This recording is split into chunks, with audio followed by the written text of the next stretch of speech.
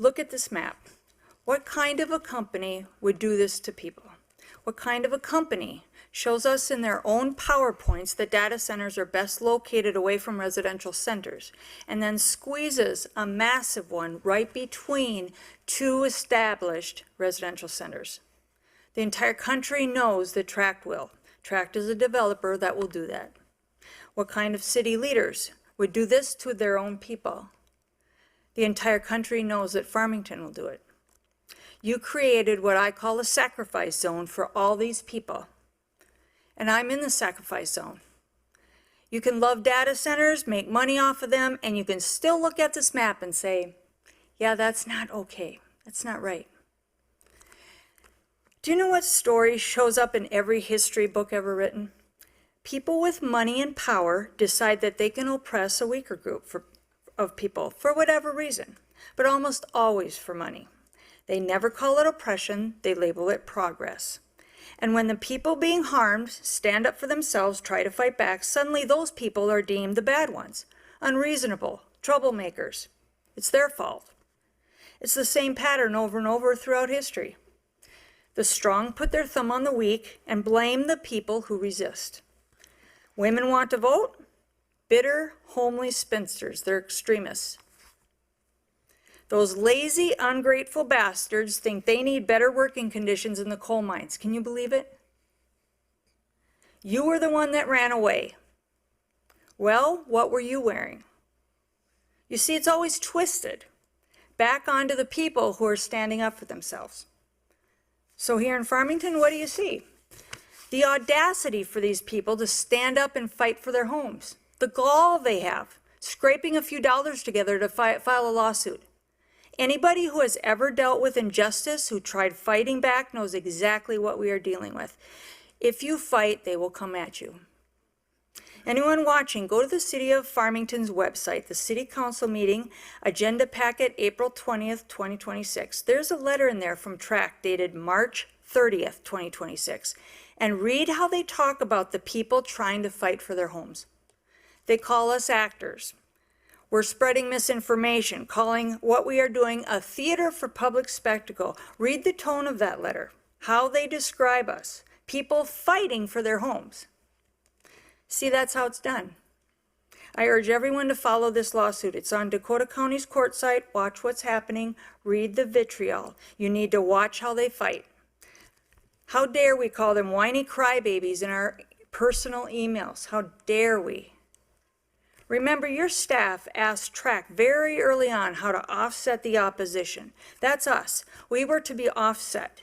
We are like flies at your buffet table, a bunch of NIMBYs. We presented a petition to you 7 weeks ago, now signed by 865 people, and you flat out ignore it. We aren't even worthy of a response. It has nothing to do with a lawsuit. Closed systems use chemicals. We're asking if chemicals are going to be stored and used right here next to our homes. And we don't matter, right? Because we're in the sacrifice zone. We're like dog crap on your shoes and you can't scrape us off. That's how we feel. See, that's how it's done. On November 4th, 2024, 4 of you voted yes after we begged and pleaded with you not to do this to us. And that night, one of you asked Tract for faux windows on the 50 and 80-foot tall buildings. Faux windows. That's fake windows. What a slap in the face to the people in the room that night and all the people that live here in the sacrifice zone. So dismissive. And now that person wants to be the next mayor. Farmington, we definitely need new leadership. We need leaders that care, who won't ignore petitions, who treat residents with respect, and who won't put people in sacrifice zones. And I want to thank, too, the Top of the Tater Parade. We had a great time. We had a float in it. We played songs like Hit the Road Jack and Death to My Hometown. We had an amazing, amazing response. People applauded and cheered us the entire route. And I wish I had a body cam to show you all the support we had, because people here don't believe in sacrifice zones.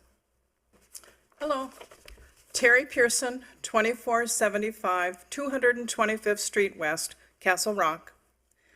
On July 9th, 2026, the Apple Valley City Council directed a study to be conducted for the purpose of evaluating whether data centers require amended or additional local regulation. They want to look at whether or not they'll interfere with existing and future land uses, and will they have substantial impacts on the environment, the city's municipal water and wastewater system, and infrastructure, and public health, safety, and welfare. These are all concerns that we've brought to your attention for 2 years. My question to you is, what do you know that all of these communities don't? Why are you so firm in your convictions when all cities around Farmington are calling for moratoriums to do this right? Carolyn Kiefer, Castle Rock. What will happen to the industrial wastewater? It's not addressed in the AUAR, as is required by law, according to the MCEA industrial wastewater specialist that I spoke to. It is an important environmental issue that needs to be addressed before anything is done on the property. Why so much secrecy? What will be in the wastewater? Glycols, as in Rosemont? PFAS, the forever chemical, has been found in some. Biocides, heavy metals, rare bacteria, as in Wyoming. Many of these are not permitted at this time at the Empire Wastewater Treatment Facility. We talked to the guy running it. Will the residents be required to pay for upgrades to the facility to help out the billion-dollar company? Will the waste be dumped directly into the Vermilion River? We don't know. Will it be hauled off in tanker trucks, as suggested by some? Will it be dumped into holding ponds for infiltration and leaching into the groundwater, as in Rosemont? We have no idea. Does Tract have an idea? And they don't want us to find out for fear that we will do research and find out how destructive it is to our environment? None of these I would expect of a good neighbor. I am told that we don't know the end user. The existing permits should be revoked and no more should be issued until we know more about what will happen on the site. Then responsible evaluations could be made as to whether this is something that will have major negative environmental impacts for the neighbors living nearby and around the state. Can the Empire Wastewater Treatment Facility handle wastewater from Meta in Rosemont, Farmington, possibly two being built and proposed in Lakeville? We have talked to the plant supervisor and he has not been informed that millions of gallons of industrial wastewater are coming. Why not? What else is in the wastewater? Why is it a secret? Is it because they don't want people to find out what they are doing before they pollute the environment? I have been told by the mayor and city employees that noise will not be monitored. This means that residents living nearby will need to have a decibel meter to file complaints with the MPCA, the Minnesota Pollution Control. And the city of Farmington will not help. In the document, A Guide to the Noise Control in Minnesota, it states, I quote, "The noise area classification is based on the land use activity at the location of the receiver and determines the noise standards applicable to the land use activity." So the noise standards must be the 60 and 65 at people's homes. It doesn't matter what is on the construction site. Once you hit that residential line, it's a receiver-based standard. If the construction or operation of the facility is above the MPCA standards, I guess we need to file a complaint with the Minnesota Pollution Control every day that it's above the allowed level. The construction standards are for the construction, not for the constructions, they are for the residential properties, not the construction site. The standards change when you cross into residential property. This is another reason that the proposed data center should not be sandwiched between residential homes. Can Tract grade and cut trees and abide by the Minnesota Pollution Control noise standards? If not, the project should not be allowed. Does Tract have air quality permits for leveling and grading? Minnesota Pollution Control Agency says, I quote, "The Minnesota Pollution Control has a receiver-based standard intended to limit noise levels and protect the health and welfare of the general public. The MPCA enforces the standard at facilities for which the agency issues air quality permits. The MPCAA also works with other agencies and levels of government to enforce noise standards and reduce violations through pre-construction project reviews. I don't know if there have been any. Local agency, that's you guys. Local governing agencies such as cities and counties are relied upon to enforce noise standards relating to the local land use, and others have on ordinances regulating noise levels.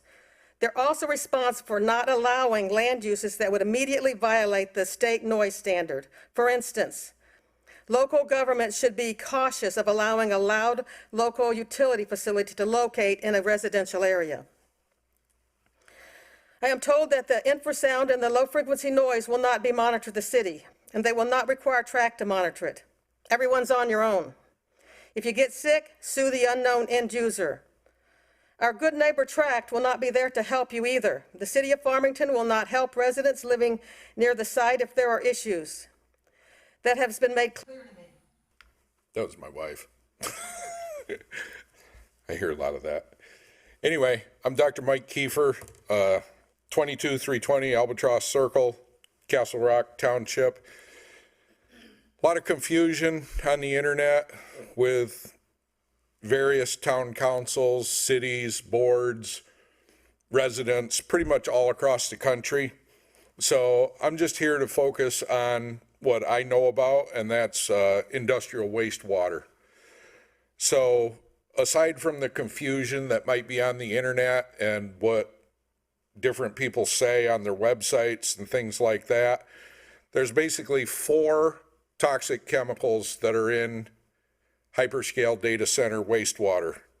1, ethylene glycol. 2, PFAS, which are forever chemicals which don't degrade and are highly toxic.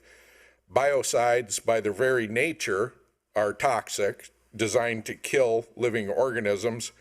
And heavy metals. So we got 4 known toxins that are in data center industrial wastewater. Ethylene glycol, PFAS, biocides, heavy metals. That's known. That's a fact. We don't have to wonder about that or be curious about that or think about that or research that. The other aspect is these closed loop systems versus open loop systems. Like a closed loop system is like a great thing and an open loop system is a terrible thing. Any data center that has a proposal that's using millions of gallons of water per day is an open loop system by definition. They have to keep drawing in water on a daily basis and cycling that through. That's an open loop system.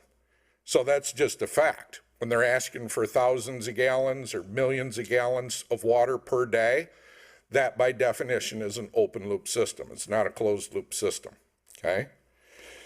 So the question is, what happens with the water? So clean water comes in, thousands of gallons per day, millions of gallons per day. It becomes contaminated with 4 known toxic chemicals. Where does it go? Okay. If you look at TRAC's website,